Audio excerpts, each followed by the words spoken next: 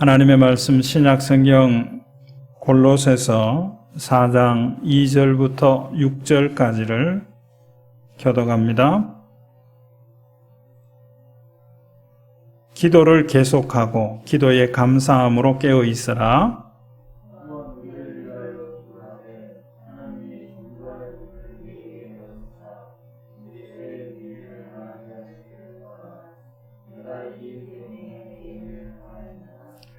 그리하면 내가 마땅히 할 말로서 이 비밀을 나타내리라. 같이 봅니다. 너희 말을 항상 은혜 가운데서 소금으로 맛을 냄과 같이 하라. 그리하면 각 사람에게 마땅히 대답할 것을 알리라. 아멘. 말과 관련돼서 이런 격언들이 기억이 납니다. 침묵은 금이다. 침묵은 금이다 라고 하는 말이죠. 또 그거와 상반되는 것은 말 한마디에 천냥빛을 갚는다 이런 말도 있죠. 그래서 말하지 않는 것이 유익하다. 말 한마디라도 해야 유익이 된다. 그런 뜻일 줄 압니다. 할 말이 있고 안 할 말이 있습니다. 말을 해야 될 때가 있고 하지 말아야 될 때가 있습니다. 잔치집에 가서 할 말이 있고 초상집에 가서 할 말이 있습니다. 그것을 거꾸로 하면 하지 않은 만 못한 결과를 가져오게 됩니다. 성경 잠언에 보면, 잠언 25장에 보면 경우에 합당한 말이라는 말이 있어요. 경우에 합당한 말은 아로 새긴 은쟁반의 금사과니라 그랬어요. 이 말의 의미는 때에 맞는 말, 때에 맞는 말을 찾아서 말할 수 있으면 생각 밖에 많은 것을 얻을 수 있다라고 하는 그런 말씀인 줄 압니다.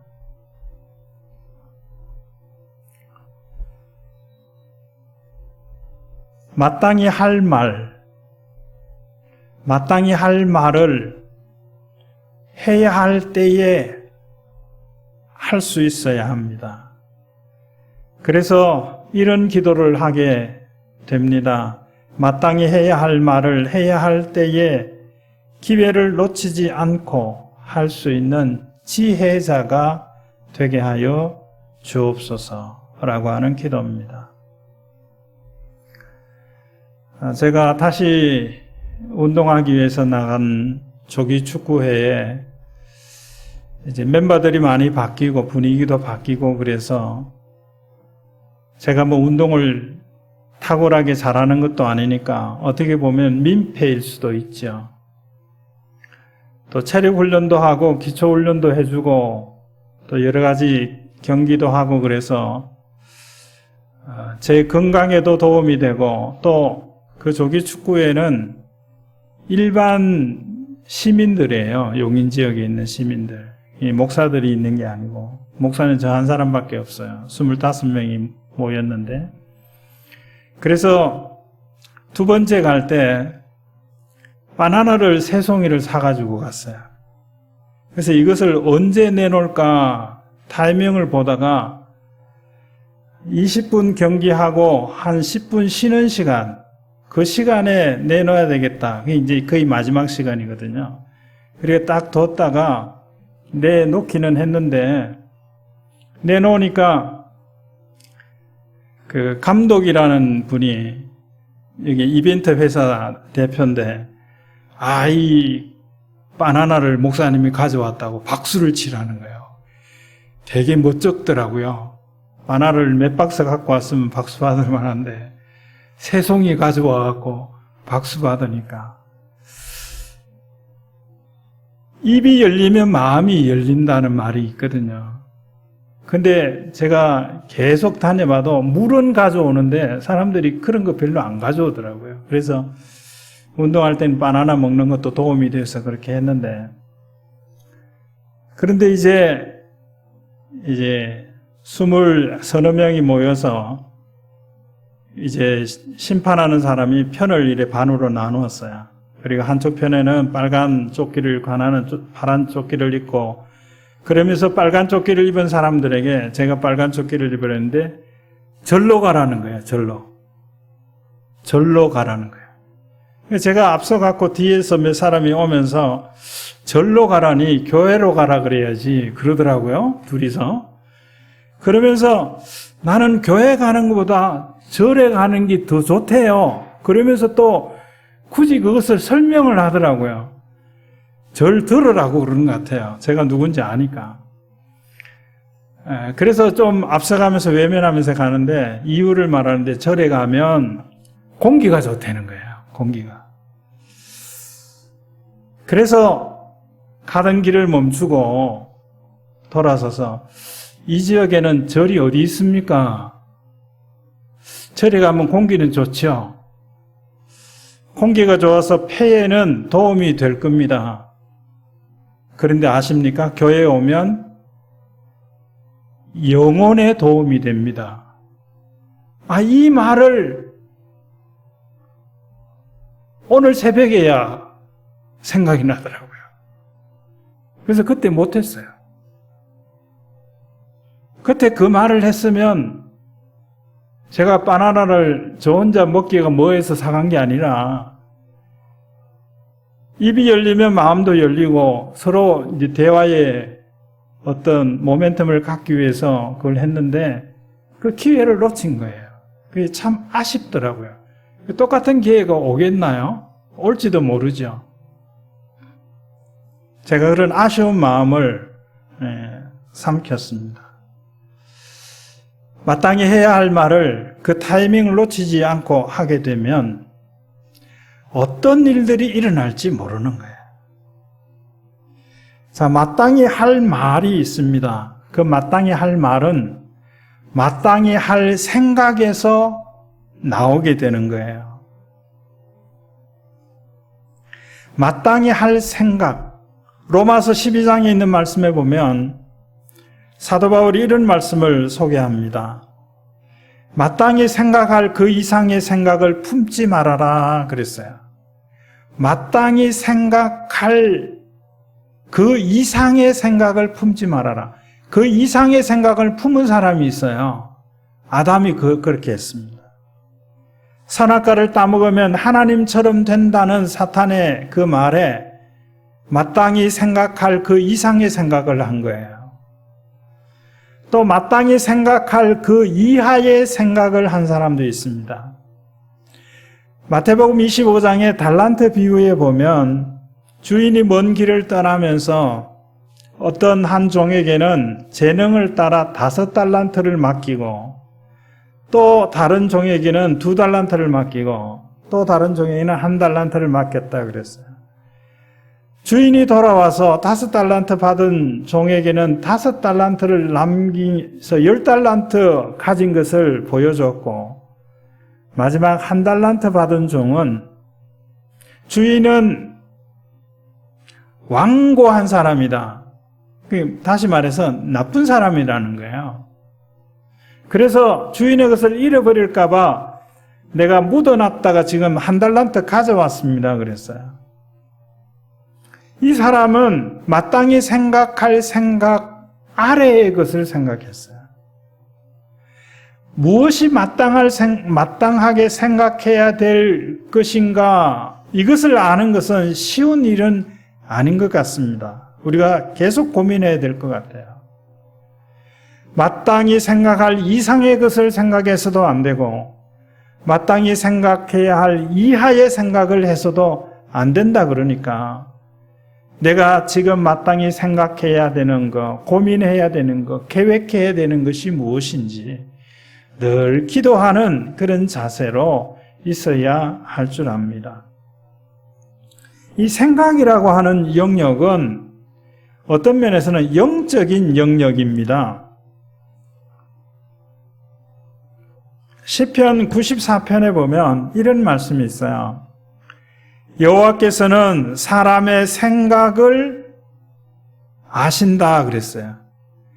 139편에서는 여호와께서는 멀리서도 나의 생각을 밝히 아신다 그랬어요. 내 생각 나도 모른다는 말도 있기는 하죠. 근데 우리가 다른 사람의 생각을 어떻게 알 수 있나요?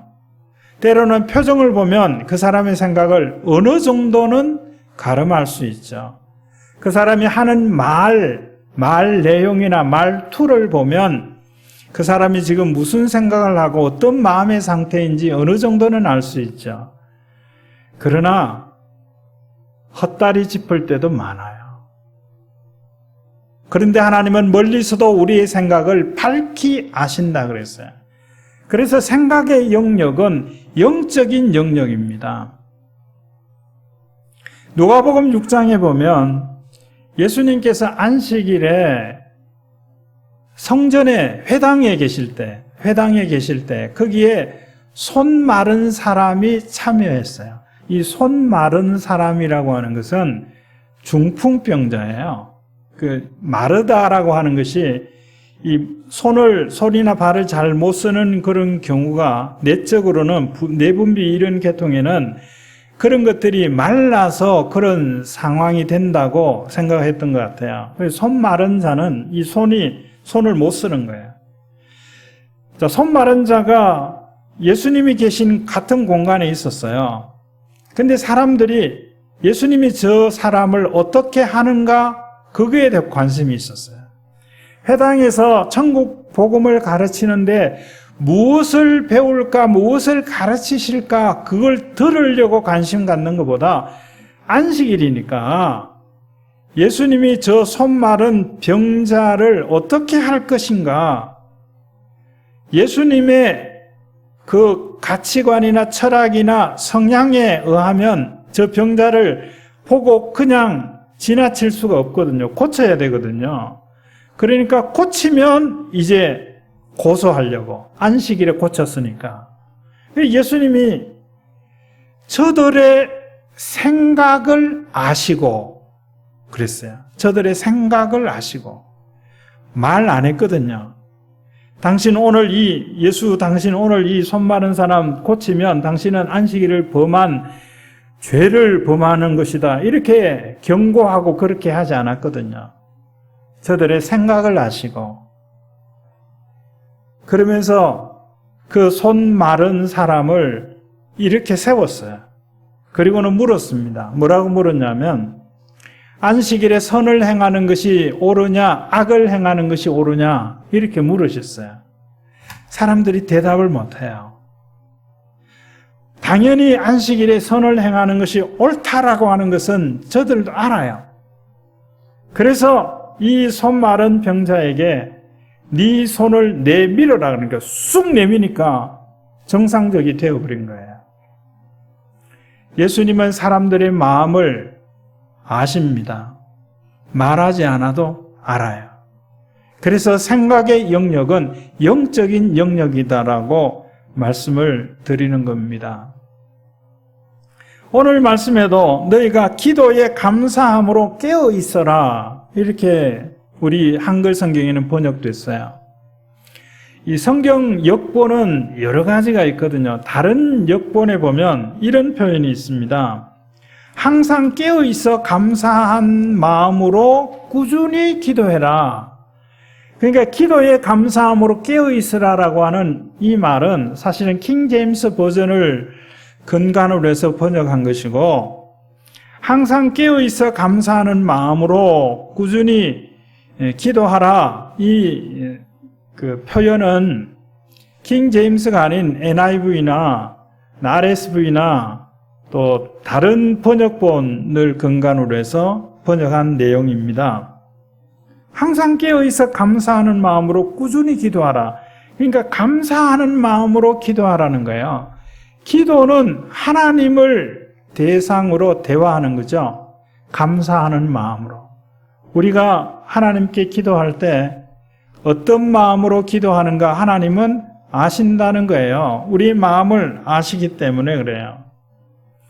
감사하는 마음으로 기도하실 수 있기를 바라요. 그는 감사 기도 기도만을 말하는 건 아니에요. 감사하는 마음으로 기도하는 거예요. 원망하는 마음으로 기도할 수 있다는 거예요. 두려워하고 무서운 마음으로 기도할 수 있다는 거예요. 그렇게 기도하지 말고 감사하는 마음으로 기도하라는 거예요. 자, 그러면 그 기도는 한편으로는 우리가 말하는 거지만 한편으로는 듣는 거거든요. 자, 이렇게 마땅히 해야 될 생각, 이 생각은 어떻게 가능한가 하면 그 감사하는 마음을 가질 수 있도록 하는 것은 듣는데 좌우되는 겁니다. 무엇을 듣는가 하는 것, 또 어떻게 듣는가 하는 것도 좌우될 것입니다. 누가복음 10장에 있는 말씀에 보면 예수님께서 나사로의 집에 방문하셨을 때였어요. 그때에 예수님께서 마리아를 두고 이렇게 말씀하셨어요. 마리아는 좋은 편을 택하였으니 빼앗기지 아니하리라. 어떤 상황이었냐면 마르다 언니는 예수님을 대접하기 위해서 음식을 준비하고 있었고 손이 딸렸어요. 그래서 예수님 앞에서 예수님에게 말씀을 듣는 마리아를 일하도록 음식 만드는 일을 도와주게 하라고 예수님께 요청을 했어요. 그때 예수님이 하신 말씀이에요. 좋은 편을 택하였으니 빼앗기지 아니하리라. 사도행전 10장에 보면 고넬료의 집에서, 고넬료는 백부장이죠. 로마 사람입니다. 그 집에서 있었던 이야기예요. 그 집에 시몬 베드로가 방문을 했어요. 방문하게 된 동기는 고넬료가 기도하는 가운데 피장 시몬의 집에 있는 베드로, 이름이 다 시몬이네요. 가만히 보니까. 그 베드로를 초청해서 말씀을 들으라, 이런 음성을 듣고는 사람을 보내서 시몬의 집에 있는 베드로를 초청을 해서 이제 집에 왔을 때 했던 말이에요. 뭐라고 이야기했냐면, 이제 우리는 주께서 당신에게 명하신 모든 것을 듣고자 하나님 앞에 있나이다 그랬어요. 자, 마땅히 해야 될 생각을 하기 위해서는 하나님의 말씀, 마땅히 들어야 될 것이 있습니다. 그걸 들어야 마땅히 해야 될 생각을 하게 되는 겁니다. 자, 마땅히 할 말은 마땅히 하고 있는 생각에서 나오는 것이라면, 마땅히 해야 할 말은 마땅히 해야 할 행동을 가져오게 합니다. 행동을 하게 하는 거예요. 마땅히 해야 할 행동들이 있죠. 사람이라면 마땅히 해야 할 행동이 있어요. 자, 위험에 빠진 사람이 있습니다. 어떤 사람이 자살하려고 다리 난간에 올라서는 모습을 봤다고 합시다. 지나가는 사람이 그냥 지나가면 그거 뭐죠? 자살 방조예요. 법의 제재를 받죠. 어떤 사람이 사고를 당해서 위험한 상황이 있는데 그대로 내버려 두고 가면, 사고를 낸 사람이 아니더라도 그대로 지나치면 그도 법적인 책임을 묻지 못할지 모르지만 도덕적인 책임은 면할 수가 없죠. 마땅히 해야 될 행동들이 있는 겁니다. 가난한 사람을 불쌍히 여기는 사람이 마땅히 해야 할 행동이 있죠. 가난한 사람을 불쌍히 여기는 마음에서 머무는 것이 아니라 가난한 사람을 그 불쌍한 상황에서 벗어날 수 있게 하는 일들을 해야 되지 않겠어요? 천안함 피격 사건으로 순직한 가정의 그 부인이 가정에 그 아내와 아들을 남겨놓고 그 당시에 사고를 당했어요. 그런 분이 있어요. 그런데 며칠 전에 그 이제 부인이 40 초반인데 암으로 며칠 전에 죽었어요. 그 아들이 고등학교 1학년이에요. 그래서 천안함 함장이 그 내용을 이제 오픈을 했어요. 이런 상황이니까 장례도 이 암 투병을 몇 년 하다가 돌아갔으니까 돈이 있겠어요. 그러니까 장례도 지금 못 치를 상황이라고. 그 소식을 이제 듣게 됐는데 그냥 뭐 제 폰으로 그냥 만원 보냈어요. 그리고 오후에 그 소식을 들으니까 전국적으로 얼마나 많은 사람들이, 그리고 국가보훈처에서도 그 대책을 내놨더라고요. 이 아이를 뭐 대학 졸업할 때까지 다 뭐 후원하고 뭐 이런 이야기를 발빠르게 했더라고요. 불쌍히 여기는 마음, 그 마음에서 머물지 않고 행동으로 옮기는 거, 마땅히 해야 할 일이라고 생각되는 그런 일들이라고 여겨집니다.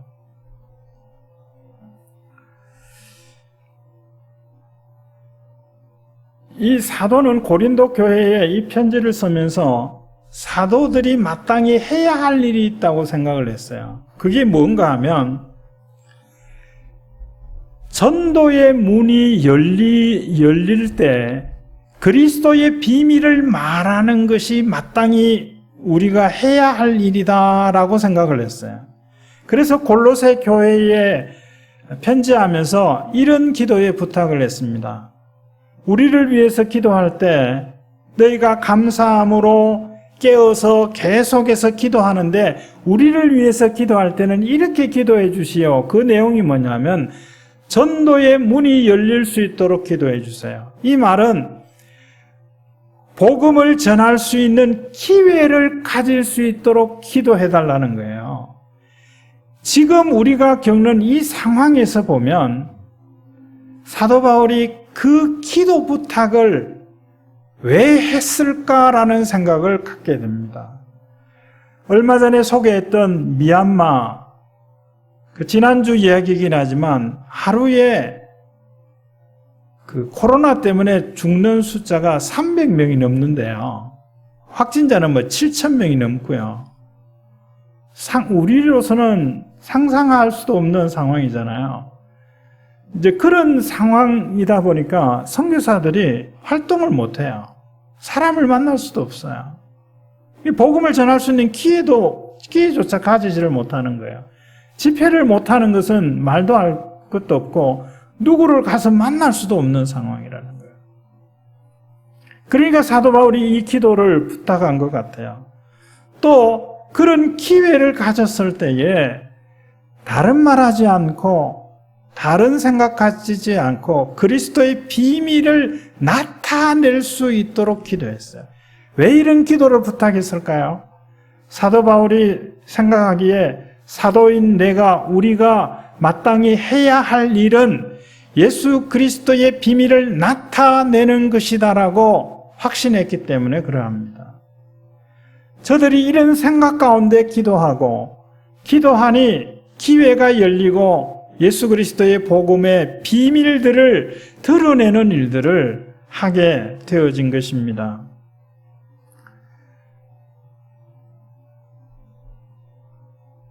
말씀을 들을 수 있는 기회, 또 기도 받을 수 있는 기회, 이런 기회들에 대해서 어떻게 생각하십니까? 말씀을 전할 수 있고 기도해 줄 수 있는 기회도 소중하고 필요한 것이지만 또 말씀을 들을 수 있는 기회와 또 기도를 받을 수 있는 기회를 갖는 것, 그거 필요한 일들이고 마땅히 해야 할 일 가운데 속하는 것이다.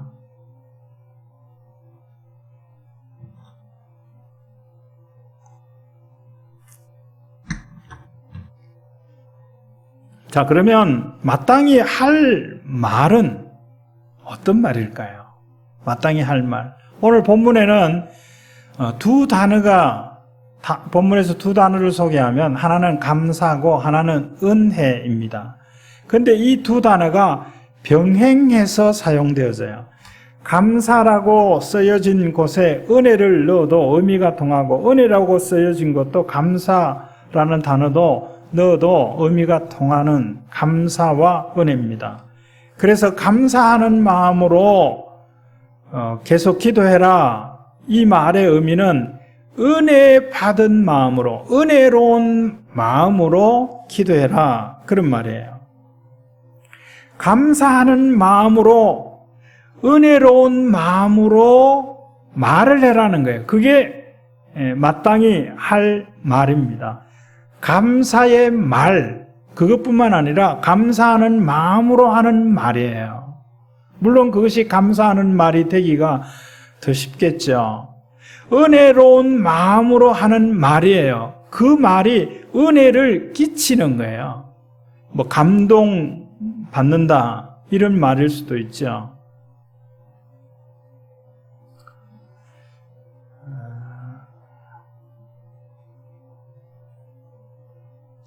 우리가 함께 무슨 일을 하다가 보면 내 마음에 맞지 않는 일들이 있을 때 거기에 대해서 지적하는 일들을 하기가 쉬워요. 그런데 그런 가운데서도 격려하는 것은 쉽지는 않지만 필요한 일이기는 한 것 같습니다. 감사하는 마음이 있으면, 은혜로운 마음이 있으면 가능한 거예요.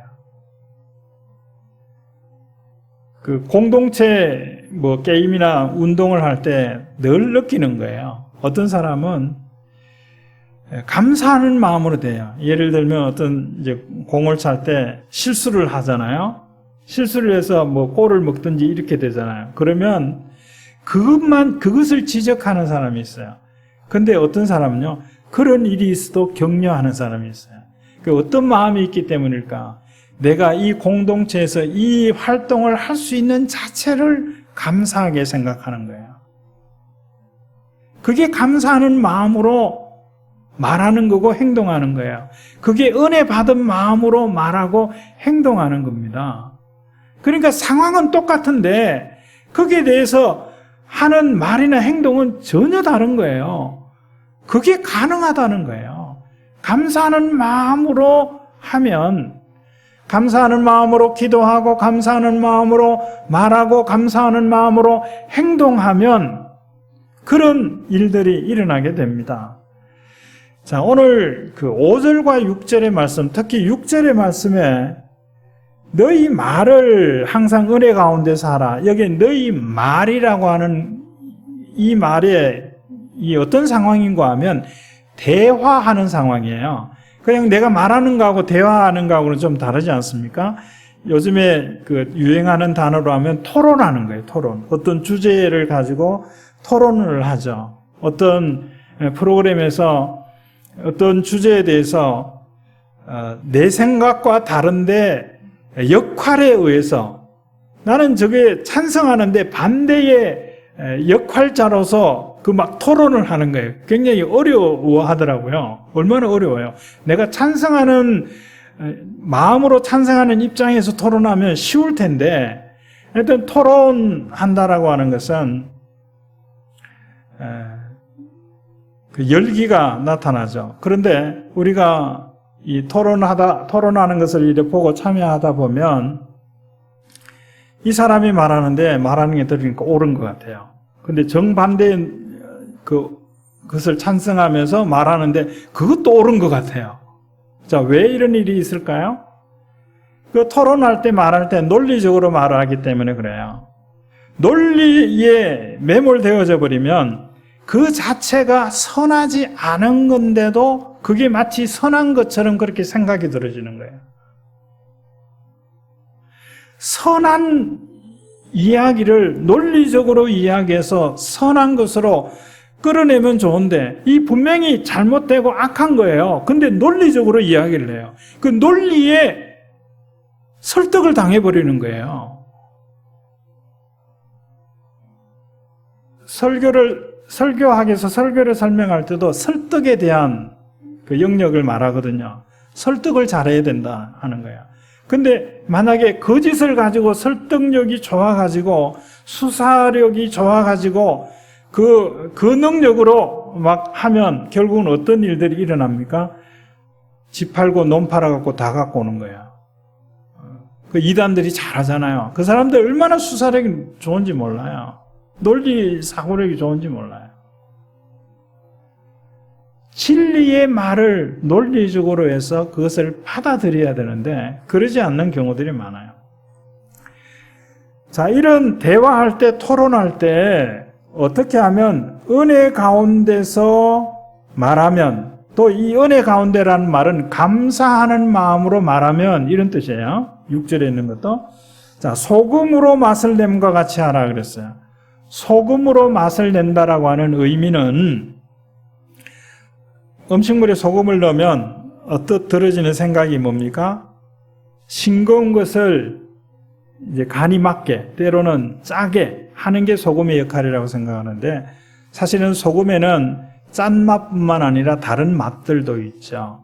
성경에서 말하는 소금 치듯 한다, 소금으로 맛을 냄같이 한다라고 하는, 여기에 그 맛을 낸다라고 하는 의미는 소금을 넣기 때문에 짜지는 그런 차원이 아니라 소금이 들어감으로 말미암아 그 재료 본연에 있는 맛이 드러나고 살아날 수 있게 하는 그런 면들을 말하는 겁니다.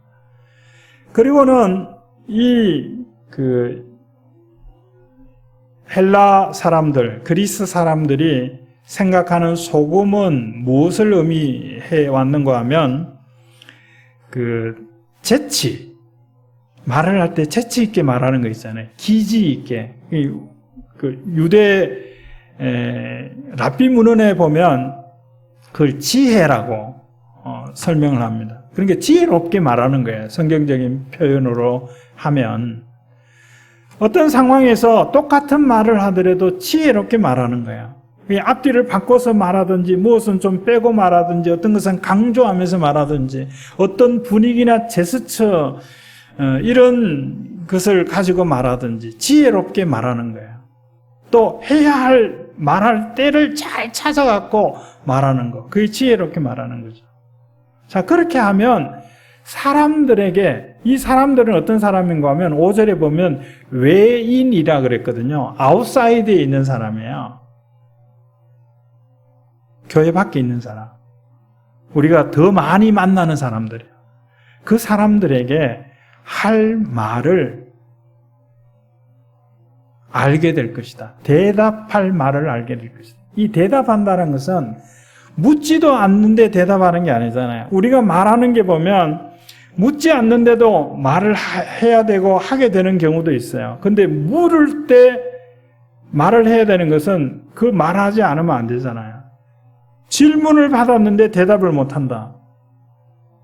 그것은 곤란을 겪을 그런 상황이죠. 우리는 세상에 있는 사람들에게 질문을 받을 때 말할 수 있어야 돼요. 왜 그렇게 사는지, 왜 교회에 가는지, 왜 이런 상황에서도 현장 예배를 고수하는지 거기에 대해서 말할 수 있어야 합니다. 궁색한 말이 아니라 정당한 말, 그냥 거짓인데 논리적으로 해서 설득하는 말이 아니라 진리이기 때문에 더듬거려 말하더라도 분명하게 말할 것들을 알게 되어진다라고 하는 말씀입니다. 마땅히 해야 할 말이 우리에게 있습니다. 그것은 마땅히 해야 할 행동이기도 합니다. 사실은 말한다라고 하는 마땅히 해야 할 말은 내용이라면 마땅히 해야 할 말을 하는 것은, 말하는 것은 행동일 수 있죠. 그 마땅히 해야 할 말을 가지는 것은 마땅히 해야 될 생각에서 그 마땅히 해야 할 말의 내용을 확신하면 말하는 행동을 통해서 다른 사람들에게 영향을 끼치게 되어지는 겁니다. 어떤 영향을 가져오게 될까요? 제가 기억나는 한 가지 내용이 있어요. 김기동 집사님, 고구마 전도왕 책을 쓰신 분이에요. 물론 지금은 신학교 가서 목사가 돼서 목회하시는 분인데, 그분이 전도하러 다닐 때 세탁소에 전도를 했대요. 그 책에 보면 그 내용이 나와요. 지나가는 세탁소에 이제 주인에게 전도를 하는데, 잘 안 받아들이잖아요. 막 가라 그러고 막 그러는데, 내가 당신을 위해서 기도합니다. 그러면서 이래 했는데, 그 내용을 제가 읽은 지 오래돼서 아마 비슷할 거예요. 한 번은 무슨 기도를 할까 궁금해 하더래요. 그런데 비싼 옷을 맡았는데 그걸 분실을 한 거예요. 근데 정작 분실한 게 아니라 잘 걸어놨는데 찾지를 못한 거예요. 이제 그런 일들이 있는데, 세탁소 잘못되라고 기도하는가, 이런 생각도 들고, 이런 여러 가지 생각이 들었더래요. 이제 그렇게 들었는데, 기도한다라고 했으니까, 내가 당신을 위해서 기도하고 있다고. 그래서 이제 그걸 어떻게 실제로 하느냐, 이제 이야기를, 내가 하루에 만나는 사람도 십수 명, 많을 때는 수십 명을 만나는데, 그 사람들 다 기억하면서, 기도 못할 때는 이렇게 기도한대요. 오늘 내가 만난 사람들에게, 말씀을 전한 사람에게, 복음의 역사가 나타나도록 그렇게 기도하고 그걸 나름대로 마무리를 한대요. 여튼, 그 세탁수인에게는 무슨 이야기를 했냐면, 내가 당신을 위해서 기도한다. 이 한마디를 던지는데, 그냥 상투적으로 무심결에 던진 그 한마디가 그 사람에게는 굉장한 마음속에 무슨 기도를 할까? 내가 이런 일을 당한 건 저 사람이 나를 위해서 잘못되라고 기도했기 때문일까? 막 이런 식으로 상상의 나래를 펼쳐가면서 결국은 그 사람이 예수를 영접하게 되는 그런 일들까지 있었다고 그 간증의 이야기를 읽어보게 됐습니다. 우리가 마땅히 생각해야 될 그것들을 늘 생각하면서 마땅히 해야 할 말을 하게 되어지면 어떤 일이 일어날지 모릅니다. 아무 말하지 않고 지나가는 거하고 한마디 말을 하게 되면 그 사람이, 내가 그 사람의 형편을 내가 알고 맞는 말을 찾아서 한 것이 아니더라도 내 의도가, 선한 의도가 감사하는 마음으로 마땅히 해야 될 말을 가지고 그것을 하는 사람이 되기를 바라고 기도하는 자세로 내가 무심코 던진 그 한마디의 말은 그에게 독이 되는 것이 아니라 약이 될 줄로 믿습니다. 하나님의 은혜로 우리가 마땅히 생각할 것들을 늘 생각하고 감사함으로 늘 기도하고, 그리고 마땅히 해야 할 말을 가지고 마땅히 해야 할 말들을 해야 할 그 타이밍에 맞게 할 수 있는 지혜자의 삶을 살아갈 수 있게 되기를 주의 이름으로 축원합니다. 하나님 감사합니다. 사도들이 마땅히 해야 할 말을 할 수 있도록 기도 부탁을 하는 모습들을 봅니다. 우리에게도 마땅히 해야 될 생각들이 있고 마땅히 해야 될 말과 행동들이 있을 터인데 분명히 알게 하시고 감사하는 마음으로, 은혜 받은 마음으로 그 마땅히 해야 하는 말들을 필요한 사람들에게 성령의 인도하심을 따라 함으로 말미암아 가정이 변화되고 구원받는 역사들이 나타날 수 있게 하옵소서. 지금은 부활이요 생명이신 우리 구주 예수 그리스도의 은혜와 하나님 아버지의 다함이 없는 사랑하심과 성령님의 감동, 감화, 교통, 충만하심이 하나님의 백성으로서 예배자로서 마땅히 해야 할 일들을 행하며 살아가는 성도들 가운데 이제로부터 영원히 함께 있을지어다. 아멘.